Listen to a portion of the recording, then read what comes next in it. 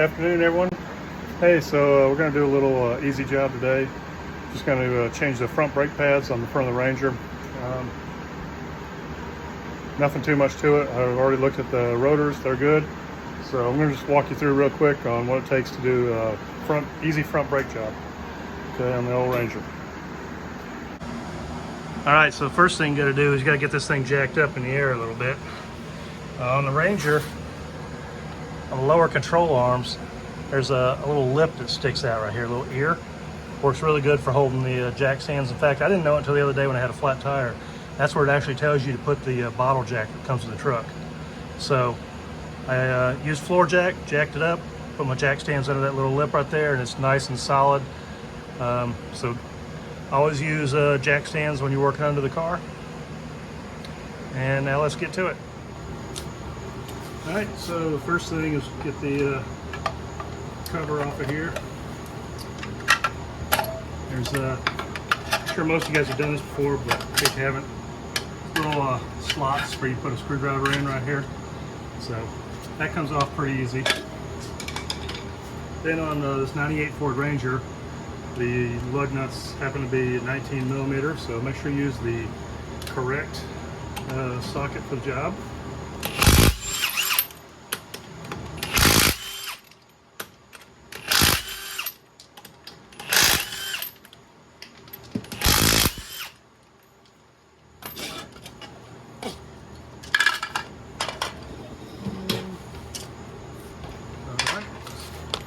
Lug nuts are off, tire comes off. Alright. Now, we need to take the caliper off. The caliper is what holds the two pistons that compress the brake pads together. So, on this one, the caliper is held on with a 13 millimeter.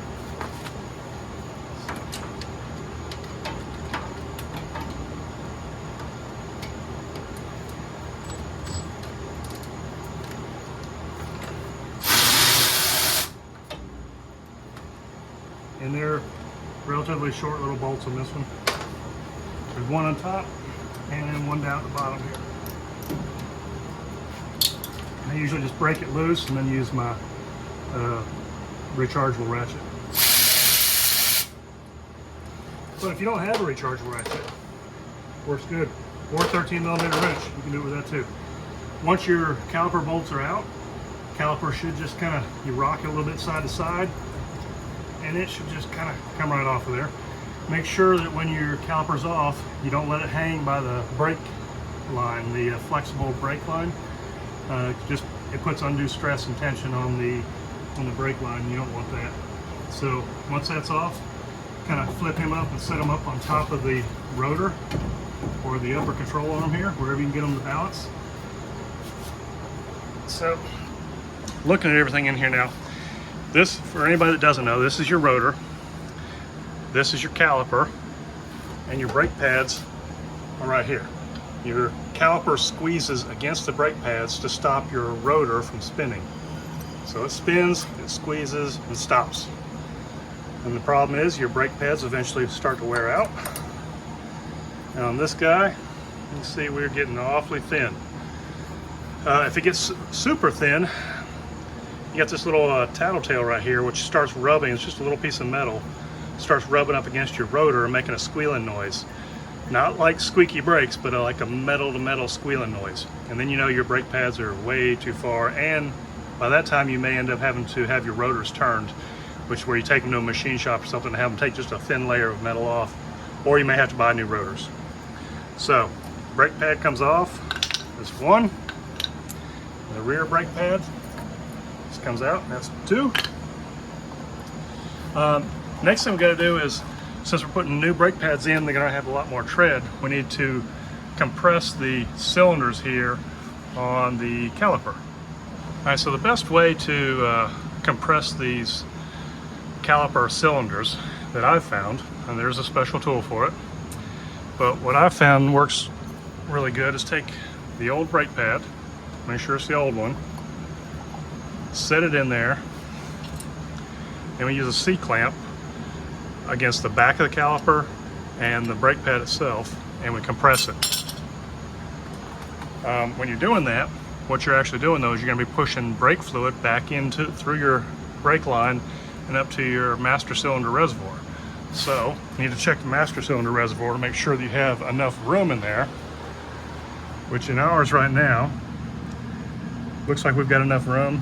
Looking at the side, we're only up to about right here, so still a little bit below max, which is, believe it or not, it's another way you can tell if your brakes are getting worn out, because it takes more fluid to actually push the brake pads up against the rotor, so your fluid level in your reservoir actually goes down.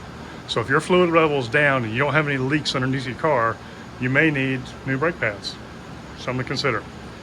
All right, so we have room in our master cylinder to compress, and now let me get set up with the C-clamp on the caliper, and we'll be right back. All right, so now I think you can maybe see in here. C-clamp on the caliper, and what I'm going to do is I'm actually going to set the phone down, hold the caliper with my left hand, turn the C-clamp with my right hand, go a couple turns, look at the master cylinder reservoir, make sure you're not overflowing, go a couple more turns, keep repeating that, look at the reservoir, make sure it's not overflowing. Some cars I've done it, and just a little bit of a turn, you get bubbles or something because there's air in the line. Or you may get just so much fluid coming back into your master cylinder reservoir that it may kind of not really bubble, but just kind of overflow a little bit. So go slow and gentle, keep checking your master cylinder reservoir. All right, so I'm going to set the camera down for a minute, and we will get back at it, and I'll show you. Like right now, we've got, you can kind of see how much cylinder is that of the master cylinder, or the caliper cylinders are out, and we'll compress that, and I'll get back to you. All right, so here we go. So you want to try to get the C-clamp close to the center of the caliper. Compress. If by chance you're off center a little bit, then once you've compressed a little bit, take the clamp back off. I'm going to go to the other side of the caliper and clamp him down a little bit. Loosen it.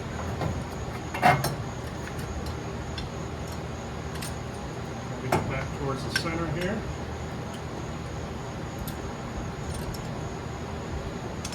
I know anybody that's like never done this is probably saying that looks hard. It's really not. It's a little dirty. It's not hard. Okay, that's tight. The master cylinder reservoir is still good. Plenty of room over there. Just slowly turn it down. Slowly the caliper cylinders are going in.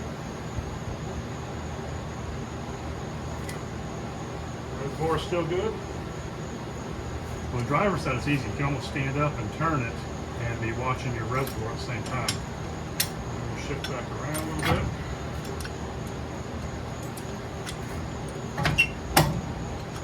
I think the hardest part is just keeping the whole caliper from falling down, dangling by that brake line. That's some tight, pressing a little bit more. And I've got the master cylinder while I'm standing up here. Still looking good. I think it's about up to the max line from what I can see over here. The whole time I'm slowly turning this. I'm going to back off again and shift my C-clamp around. You want to have as even pressure as you can on both cylinders as they're going in. Some calipers only have a single cylinder, but this one has a double cylinder. And once you're all the way in and it's not going any further, then you're good enough. Take the C-clamp off, take your old brake pad, put it down, and just go up here and look. See my cylinders are all the way in, okay? They're not gonna come back out until somebody steps on the brake pedal. So make sure at this point nobody jumps in the car and steps on the brake pedal. All right, now we're all set to, almost all set to put the new pads in. The pads I got came with all new hardware with them. So let's see here. There's a clip right in here, just a tensioning clip. It's hard to see it because it's all dirty like everything else. I'm gonna pop that clip out. Alrighty, here it is. We get a new one of those. We also get a new clip over here, which this guy pops right up. One of those. And another one just like it up on the top. It pops down. Yep. We'll get those in a little bit. Alright, so your new ones come in. Nice and shiny. Here's the one for the caliper. Has little teeth up here. I usually hook one side and push down and get it to hook the other side. Just goes right up there on the centerpiece.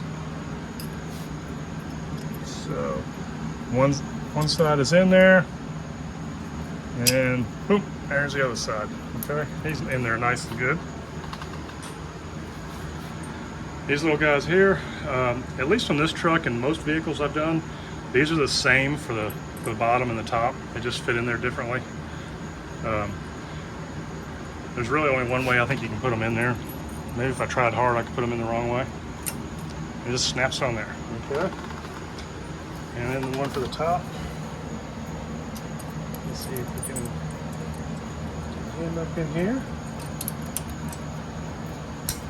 All right, he's in there. All right. Keep saying we're getting close to putting new parts on, but well, I guess those are new parts. Next thing we need to do is I'm gonna wash my hands a little bit, because even though brakes tend to get dirty and yucky, and my train of thought is when I'm putting them back together, I want to have it relatively clean where my new pads are touching my rotors. So, and anywhere that's going to have movement, I want it to be clean.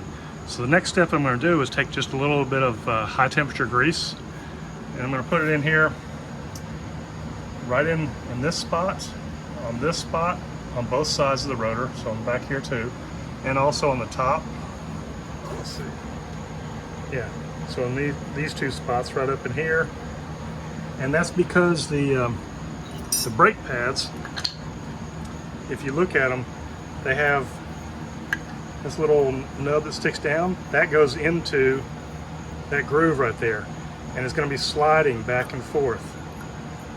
Starts out up here, and as you push the caliper, it's going to slide in. So you kind of want that to just not bind up at all. So we're putting just a thin, ever so thin coat of grease right there on these new parts. Maybe that's just a throwback from the old days, and maybe you don't have to do it still, but it's something I've always grown up doing. It doesn't seem to hurt, and get good results from it. So let me get some grease. I'm gonna put that on there. You guys don't need to see me doing that just because it's hard enough to hold the grease gun, squirt some grease out, put it on there. They do sell actual brake caliper grease. That's probably what you should use, but hey, this is my truck and I'm doing it like this, and it's how I've always done it. So yeah, you like that idea, that reason? It's how it's always been. I know when I was in the Navy, that was the worst answer to get. Why are you doing it that way? Because we've always done it that way. So anyway, so let me get that grease on there, and then we'll get the new pads, put them on, and throw everything back together and be done. So I just put the grease on here. I didn't mention, the reason you want to put just a little bit of grease on there is because if you put too much grease on the caliper slides, or you get too crazy with a lot of grease on your finger and you put it on there, you could get it on the rotor. And that's where you absolutely don't want to have grease, because that's where your brake pads are wanting as much friction to be able to grab that rotor and stop it as you can. So that's why you want to use just a little bit of grease. If you happen to get some grease on the rotor, then it's not the end of the world. You just you can wipe it off. Probably a good idea to use a little bit of a alcohol wipe or some brake clean or something, and just clean off the little bit of grease on there. It's not the end of the world. Okay. So I ended up getting my brake pads this time from Rock Auto, and not that they pay me anything or whatever. I'm just keeping my stuff running for the heck of it. I'm too poor to do anything else, and since I'm poor, then I get my parts from, try to get quality parts from wherever I can that's cheap. So I got mine from Rock Auto, and got some Bosch brake pads, and it's the first time I think I've ever gotten Bosch brake pads, or Bosch, I don't know what they are. But I got them and I opened up and I was like, oh wow, I got like a bonus deal out of this thing. Because I opened them up and what do you know? It came with a brand new shop cloth in here. I was like, that's pretty cool. And then, I just realized it. Underneath the shop cloth was my synthetic brake component lubricant. It's probably backwards because I've got the camera flipped around. Anyways, take my word for it. It's synthetic brake component lubricant. It's like the grease. It's important to do, I guess. They still do it. They still recommend it. So, anywho, got my new brake pads. I will unwrap them from their fresh, ever so clean shop cloth. And I want to put them on. So let me see if I can set this up and show you a comparison between the old brake pads and the new brake pads. All right, so now you can see the old brake pad is on the right, and the new brake pad is on the left, and considerably more material on the new brake pad than the old one. Okay, so I was probably overdue for getting some brake work done on this guy. So anyhow, just so you know, and when you go to put these on, at least with this car, and watch how you take them apart. In this car, the brake pad with the tattletale was on the outside of the caliper. So we take him, and of course, he's got a little bit of a curve to him. You match the rotor. You wouldn't want to put him in like that. It'd be hard to make him fit. So you put them in this way, stick them down in that groove. Actually, we're going to stick them down in the top groove first, and then we'll put the bottom groove in. Boop, he's on there. Okay. Now we're going to do the inside one. He doesn't have a tattletale on him either way. He's going to go on like this, up against the rotor. I don't know if we can see this or not, but we'll just put the upper one in and put the lower one in. And he's in there. One-handed, all right? Now, we're going to just set the rotor, or the caliper, on top of them. See if we can do this without dropping the caliper. Okay. So the caliper comes down. Kind of fits. If you're having trouble, back over here, this little guy where my pinky is, he pushes in. Sometimes they're a little bit tight. Okay, so that one's in. Now the bottom one's the same thing right here. Yeah, so I gotta push him in a little bit. There. He's sitting there. Now I just need to put the bolts in. And what I usually like to do with caliper bolts, because the last thing I want in the world is my caliper to come falling off on me. I use just a drop of just plain old blue Loctite on the caliper bolts, just one drop on each bolt, and then put them in there. So let me set the camera up so I can use two hands, and we'll get the caliper bolted onto the bracket. Alrighty, so got the little screw here for the caliper bolt. So usually wipe off any grease or debris that's on it. Put my one drop. This helps if I open it first. One drop of Loctite on there. And go up here, stick him in. And you can kind of feel when he catches the hole just right. Get him started by hand. And we'll get bolt number 2. These aren't the bolts themselves aren't too dirty. Just add it, wipe it off. And we'll put just one little drop on this. Oop, that's a big drop. Alright. And now let's do the other side, the bottom caliper bolt.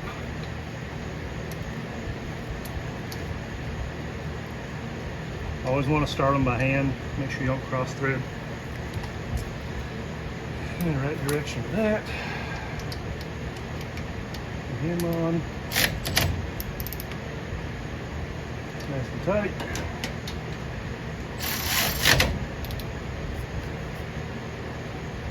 Nice and tight.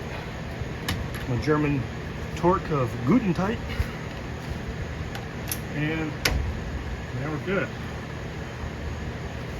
Clean up all my garbage here. A couple little brackets, a couple brake pads, those here, screwdriver in there, ratchet, C-clamp. I think we're ready for a tire now.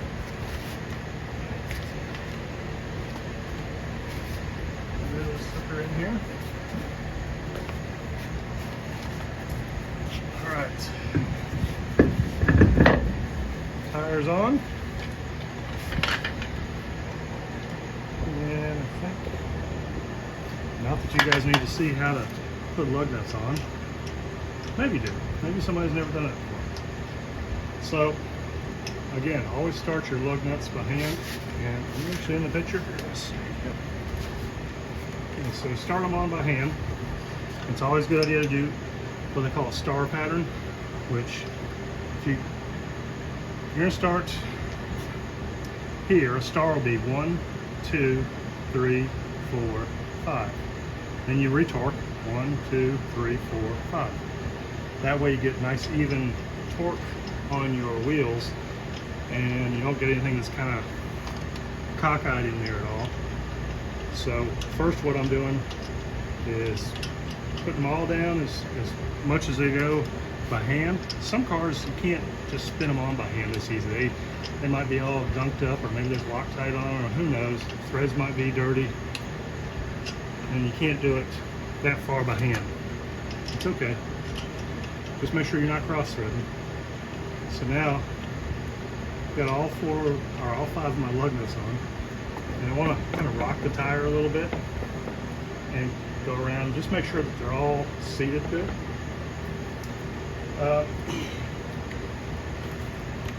Impact wrench. I don't recommend putting tires on the final torque on the lug nuts with an impact wrench. I usually set mine to the lowest torque setting, and I get like 1 click on it, and then that's so I know that the tire's not going to fall off when I lower the thing down to the ground. Because what I want to do is I want to have it seated pretty well up against the hub and my lug nuts down. Once it's on the ground, I'm going to take a torque wrench and actually torque them. That's another thing I think is pretty important, is torque them to spec. With aluminum wheels, most cars are 100 foot-pounds of torque. So helps you go the right direction.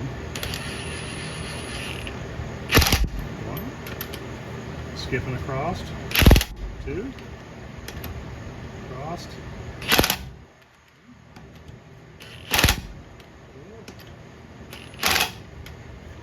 So that's good enough to lower her down. I would never drive with them that loose.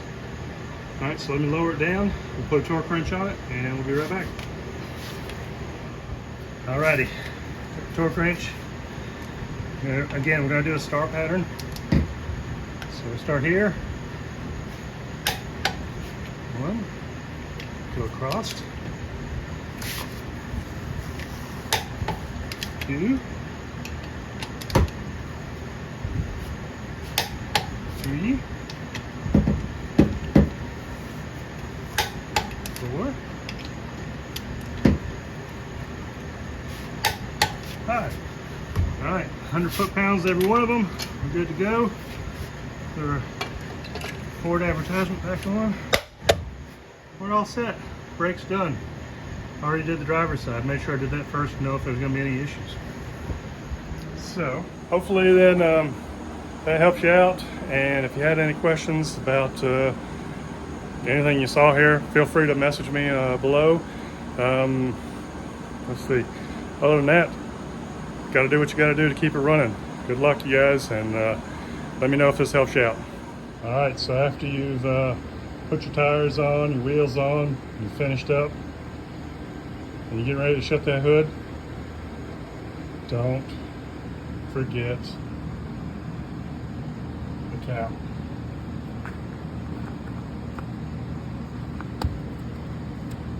Because if you do forget the cap, you step on the brakes for the first time and you're going to have all sorts of yucky brake fluid all over everywhere. Okay, so that's the last thing. Just want to make sure you guys knew it. And yeah, I'm sure I'll get some comments about some pretty nasty brake fluid in there. Maybe we'll do that in another video, is flushing all the brake fluid. All right, till next time, have a good one.